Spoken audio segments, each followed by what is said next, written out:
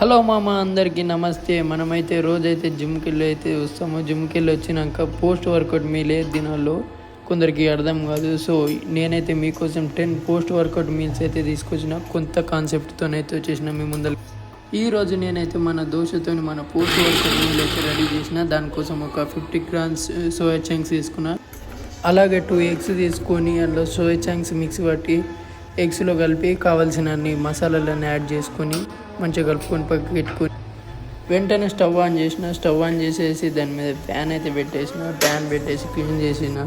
Next dosa పిండి అయితే రెడీగా ఉంది. సో మనమైతే దోశ అయితే వేసుకుందాం.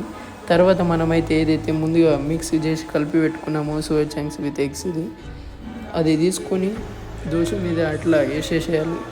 తర్వాత ఒక 10 minutes లైట్ ఫ్లేమ్లో పెట్టి ఉడికియాలి. తర్వాత టేస్ట్ మాత్రం నెక్స్ట్ లెవెల్ ఉంటుంది. దీనిలో ఉండే క్యాలరీస్, ప్రోటీన్ ఎంత అనేది నేను కింద మెన్షన్ చేస్తాను. సో బల్కింగ్లో ఉన్నవారు ఎవరైనా సరే ఈ మీల్ని తినొచ్చు. ఇదైతే మనకు నెక్స్ట్ లెవెల్ టేస్ట్ ఉంటుంది. Thank you.